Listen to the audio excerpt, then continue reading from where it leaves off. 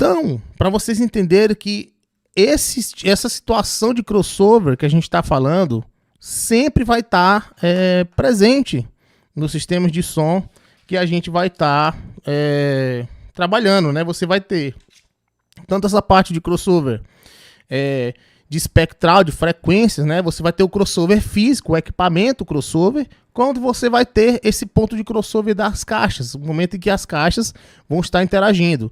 E também tem uma outra situação, que às vezes você tem uma caixa de alta falando junto com uma caixa, um front field, e você tem algum momento ali que essas caixas estão falando as frequências parecidas também ali, o mesmo sinal, o mesmo nível, você tem outro ponto de crossover, então você tem que entender o que está acontecendo à sua volta para você tomar algumas decisões, você fazer algumas escolhas quando você está desenhando e você está posicionando as suas caixas acústicas dentro do ambiente, né? Quando você está fazendo as suas instalações, você precisa entender, dominar todo esse assunto para que você não faça nenhuma cagada, né? Vamos falar aqui a palavra, não faça nenhuma bobagem aí e você crie algum tipo de problema para você, né? Que pode custar alguns milhares de reais. Então, pessoal, olha só. E quando é que você tem uma caixa interagindo com outra caixa, né? Qual a situação, que na verdade, né?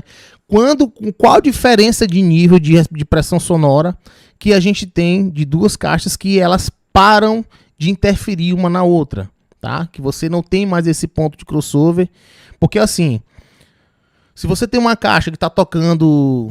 Um exemplo, tá? Só para vocês trabalharem na mente de vocês. Tá tocando 100 dB. Você tem uma outra caixa que toca 100 dB. E você coloca essas caixas para tocarem juntas, uma do lado da outra. Na frente você vai ter 106 dB. Você dobrou a quantidade de caixas, você ganhou 6 dB, né? Lembrando que essas caixas têm que estar o quê? No mesmo nível. Então as caixas têm que estar lá tocando 100 dB cada uma para você ter 106 na frente.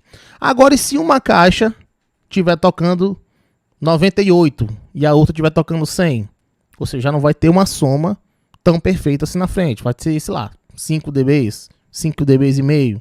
Se essa caixa estiver tocando 94, essa aqui estiver tocando 100, essa diferença vai ser mais ainda, né? Então você não vai ter nenhuma soma de 6 dB. Então você vai ter uma soma de, sei lá, 2 dB, 3 dB. Então você vai diminuindo. Agora, com quantos dB SPL vocês acham? Vocês acham aí, tá? Isso aqui é uma pergunta para vocês. Com quantos dB SPL vocês acham de diferença de uma caixa para outra? Elas param de interagir uma na outra e você começa a não ter mais soma. Na verdade, não é nem que para de ter soma, é que você não tem, que uma caixa, o som de uma caixa passa a dominar o da outra. Então, assim, a diferença de pressão que você tem numa caixa, que você praticamente não escuta mais o som dessa, só escuta o som da que tá tocando mais forte. Com quantos dBs você acha de diferença que tem que tá para ela sobrepor a outra já, né? Essa que é a pergunta certa. Quando você tem uma diferença de 10 dBs de uma caixa para outra de pressão sonora, então já se entende, tá? Já se entende que você tem uma caixa já dominando a outra. A caixa que está tocando 100 e essa caixa que estiver tocando 90, essa caixa aqui já dominou. Você praticamente não consegue mais entender o que a outra caixa está tocando, tá? A caixa está tocando 90. Então, quando você tem já essa diferença de 10 dBs, a gente pode já entender, tá? No áudio, que você já não tem mais tanta interação. Então, às vezes, você pode trabalhar com isso. Ah, porque eu quero que o ângulo de cobertura dessa caixa aqui tá cobrindo aqui, ó. Mas eu vou botar uma caixa aqui que eu não quero que essa caixa influencie tanto. Então, essa caixa aqui tem que estar com uma diferença de quantos dBs para outra, tá? Para não ter um tipo de cancelamento. Então você pode aproveitar isso para você conseguir lidar com esses dois tipos de caixas acústicas. E aí sim, você já não precisa mais se preocupar tanto com aquela caixa, que ela não vai conseguir interferir, gerar algum tipo de soma ou cancelamento nessa sua caixa acústica que está tocando ali, cobrindo aquela área específica, tá bom? Porque quando elas interagem, aí sim, você precisa fazer alguns tipos de ajustes para você corrigir isso, tá? A caixa aqui da minha igreja não tem manual. Como faço para fazer uma análise de ângulo e dB da caixa da melhor forma, com mais eficiência? Olha, para você fazer uma medição bem confiável, você precisa de um software, tá? E aí você precisa botar o software lá no eixo da caixa. Aí você mede o microfone, né? Digamos que vamos voltar aqui pro pente para mostrar para vocês, tá? Você não sabe o ângulo de cobertura da caixa. Como é que a gente faz quando a gente tem o software? A gente coloca o microfone no eixo da caixa. Ou seja, a gente posiciona o microfone no eixo da caixa, bem no meiozinho mesmo, tá? E aí a gente bota aqui, ó. Opa. Você bota aqui o microfonezinho aqui, ó, e mede a caixa. Aí, sei lá, aqui deu 100 dBs. Você mediu aqui, a caixa deu 100 dB aqui. Deu 100 dBs aqui no eixo dela, tá? Então você começa a andar. Você vai andando aqui pro ladinho. Como assim? Você pega aqui, ó. Você vai andando pro lado. Deslocando pro lado aqui, ó. Você vem andando e medindo com o microfone. Você vai medindo. Já chegou aqui do lado. O que tava 100, agora ele tá dando agora. Vou botar aqui o microfonezinho, né? Fazer aqui o microfonezinho. Você botou o microfone aqui do lado. Quando você veio medir aqui agora, não deu mais 100. Deu 94 dBs. Então a gente entende que você perdeu 6 dBs. Você saiu do ângulo de cobertura da caixa, né? Então, os manuais consideram, né? A indústria considera que essa diferença aqui é o ângulo de cobertura da caixa, até 6 dBs, tá?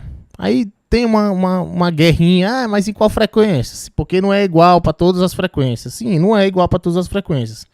Mas a indústria mede assim. Quando você for ler um prospecto de uma caixa, ele vai estar te dando essa informação aqui, basicamente. Tá bom?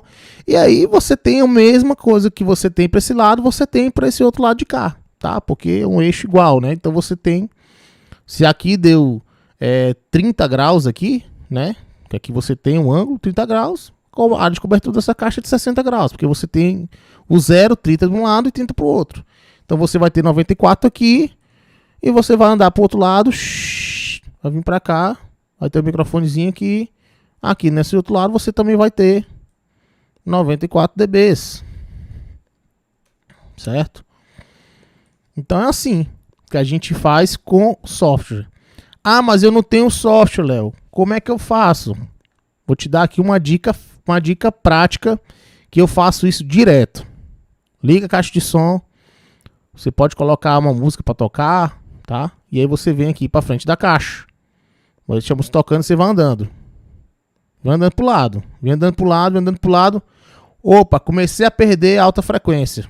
Percebi que perdi muita alta frequência aqui. Para. Ali você achou o ângulo de cobertura da caixa, tá?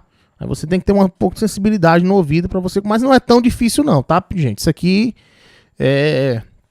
desde antes de saber de mexer com software e tudo, eu já sabia disso daqui, já fazia isso aqui direto, tá bom?